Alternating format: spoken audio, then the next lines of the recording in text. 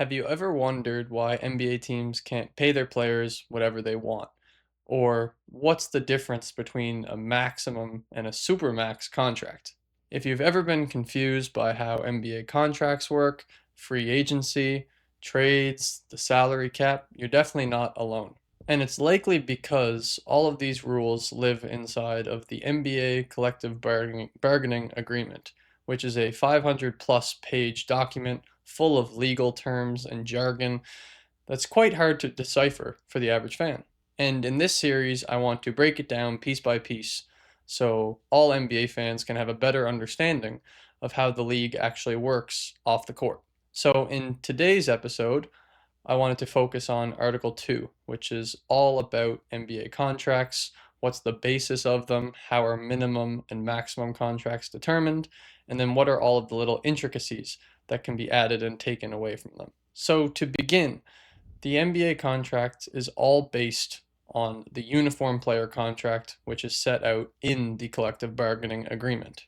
This is the same pre drafted document that standardizes the player and team relationships and makes sure that they are the same across all 30 teams in the league. The core terms of these contracts cannot be changed, or else the contract will become void. And the golden rule of the uniform player contract is that the collective bargaining agreement is the law. If something goes, if a term in the contract goes against the collective bargaining agreement wins. Now, although there is this standard language that has to be in the contract, there are specific things that can be changed about the contracts. One of the main things being the salary for the player and how long the contract is actually for. Bonuses can also be included, and there's multiple different kinds of these. The first one is a signing bonus, which is signed at the beginning of the contract. There can be physical conditioning bonuses. This could be based on a player being under a certain weight, and also academic bonuses for furthering education and things like that. And the last one is a performance bonus, and these are broken out between likely and unlikely bonuses. Performance bonuses are based on fixed statistical targets, so a likely bonus is one that if they performed the same as the last year, they would hit it. So if the target was 40% from three for a player, if they shot 38% last year, it would be an unlikely bonus and wouldn't be counted towards the salary cap. But if the player shot 42% in the previous season, this would go right into their salary cap for the next season. There can also be a physical exam contingency. Think of the Mark Williams and Dalton Connect trade that didn't go through because of a physical examination failure. There are a number of more terms that can be changed and added to the collective bargaining agreement, but I won't go into any more for today. Now, the most interesting part of this article is all about the minimum and maximum contracts and how these are determined. The minimum contract is much more simple. It's based on a sliding scale tied to years of service in the NBA. Years of service is effectively the same as the number of years that the player has been in the NBA. So, as a player has more experience, they will be able to earn more for a minimum contract. A player in their rookie season's minimum contract would be less than someone in their 10th year of service. And for a contract to actually be considered a minimum contract, they have to use specific boilerplate language that specifies the contract is a minimum contract. And this is because the NBA actually partially reimburses teams for veteran minimum deals through a benefits fund. So the reported minimum salary is probably different than what they're actually paying out to the player as a team. Maximum contracts, on the other hand, are a bit more complicated. The maximum salary that an NBA player can receive is the greater of a flat percentage of the cap or 105% of the player's previous year's salary. And once again, the flat percentage of the cap is all based on years of service. So if you're fewer than 7 years of service, your maximum contract would be 25% of the cap. From 7 to 9, you can make 30%, and then 10 plus, you can make 35%. But of course, there are some things that can change this. One of these things is the Rose Rule or the Young Star Bump, which you often hear of with these rookie max extensions. A player with exactly 4 years of service would usually be only able to make 25% of the cap. But if in the year before they made something like the All NBA team or All NBA third team, Defensive Player of the Year, won some sort of these awards, if in the extension it was explicitly stated that if they hit these criteria, they can make a certain percentage of the cap, they can go above that 25%. Another one of these intricacies is the Supermax or the designated veteran contract extension.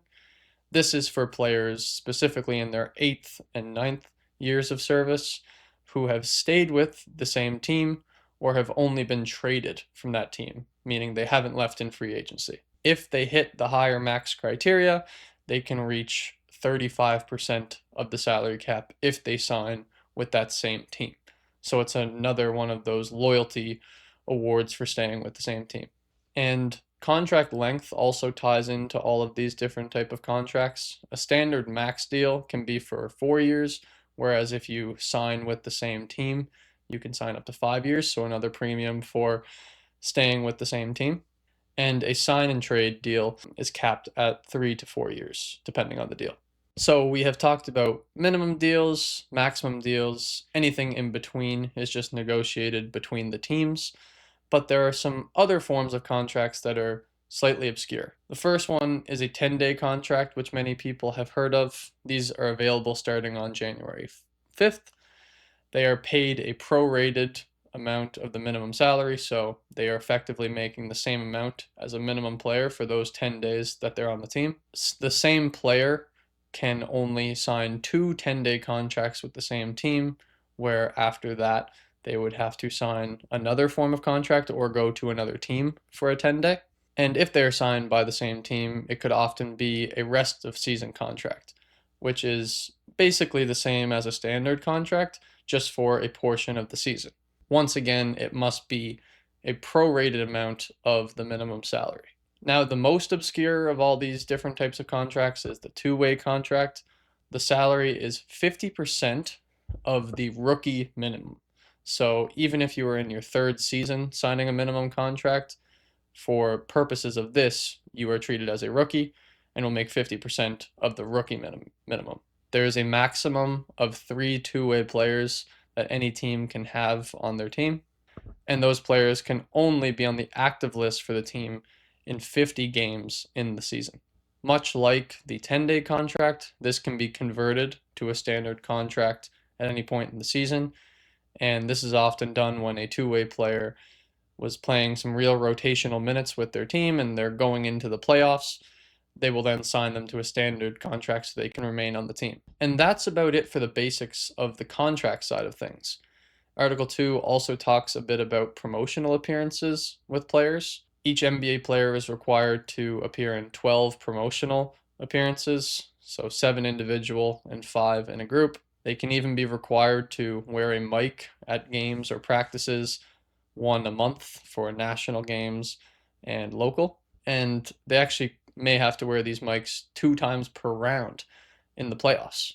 So in this video, we discussed everything from what the basic uniform player contract is, what goes into a minimum salary, how our maximum salary is determined, and also some different types like 2 ways, 10 days, and remainder of season contracts. There's still a lot more in the collective bargaining agreement that wasn't discussed in this video.